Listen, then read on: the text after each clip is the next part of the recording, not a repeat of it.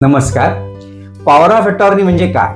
तर power of attorney म्हणजे दुसऱ्या व्यक्तीला आपल्या वतीने काही विशिष्ट कामे करण्याचा जो काय आपण अधिकार देतो ज्या कागदपत्रांनुसार, त्याला पॉवर ऑफ अटॉर्नी असं म्हणतात. पॉवर ऑफ अटॉर्नी ही दोन प्रकारची असते.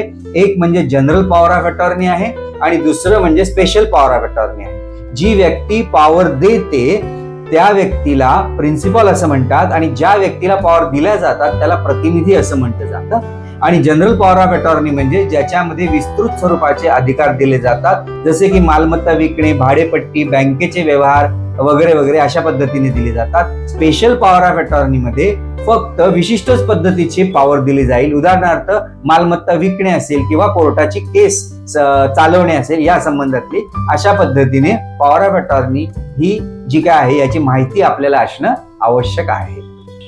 पॉवर ऑफ अटॉर्नी ही काही प्रकरणामध्ये नोटरी करतात किंवा मग सब रजिस्ट्रारकडे जाऊन त्याचं रजिस्ट्रेशन करावं लागतं. त्याचप्रमाणे ज्या व्यक्तीने ही पॉवर ऑफ अटॉर्नी दिलेली आहे ती व्यक्ती जिवंत असेपर्यंतच ती पॉवर ऑफ अटॉर्नी वैध आहे आणि त्या व्यक्ती जेव्हा मृत होईल त्यावेळेला ती power of attorney automatically cancel होईल किंवा हयातीमध्येच जर त्या व्यक्तीने ती पॉवर ऑफ अटॉर्नी कॅन्सल केली तरी देखील ती कॅन्सल होऊ शकते आणि याची माहिती आपल्याला असणं आवश्यक आहे.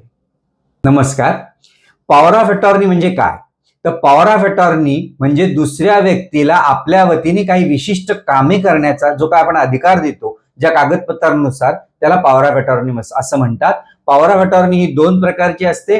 एक म्हणजे जनरल पॉवर ऑफ अटॉर्नी आहे आणि दुसरं म्हणजे स्पेशल पॉवर ऑफ अटॉर्नी आहे. जी व्यक्ती पॉवर देते त्या व्यक्तीला प्रिन्सिपल असं म्हणतात आणि ज्या व्यक्तीला पॉवर दिल्या जातात त्याला प्रतिनिधी असं म्हटलं जातं. आणि जनरल पॉवर ऑफ अटॉर्नी म्हणजे ज्याच्यामध्ये विस्तृत स्वरूपाचे अधिकार दिले जातात, जसे की मालमत्ता विकणे, भाडेपट्टी, बँकेचे व्यवहार वगैरे वगैरे अशा पद्धतीने दिले जातात. स्पेशल पॉवर ऑफ अटॉर्नी मध्ये फक्त विशिष्टच पद्धतीची पॉवर दिली जाईल. उदाहरणार्थ मालमत्ता विकणे असेल किंवा कोर्टाची केस चालवणे असेल या संबंधातली अशा पद्धतीने पॉवर ऑफ अटॉर्नी ही जी काय आहे याची माहिती आपल्याला असणं आवश्यक आहे. पॉवर ऑफ अटॉर्नी ही काही प्रकरणामध्ये नोटरी करतात किंवा मग सब रजिस्ट्रारकडे जाऊन त्याचं रजिस्ट्रेशन करावं लागतं. त्याचप्रमाणे ज्या व्यक्तीने ही पॉवर ऑफ अटॉर्नी दिलेली आहे ती व्यक्ती जिवंत असेपर्यंतच ती पॉवर ऑफ अटॉर्नी वैध आहे आणि त्या व्यक्ती जेव्हा मृत होईल त्यावेळेला ती power of attorney automatically cancel होईल किंवा हयातीमध्येच जर त्या व्यक्तीने ती पॉवर ऑफ अटॉर्नी कॅन्सल केली तरी देखील ती कॅन्सल होऊ शकते आणि याची माहिती आपल्याला असणं आवश्यक आहे.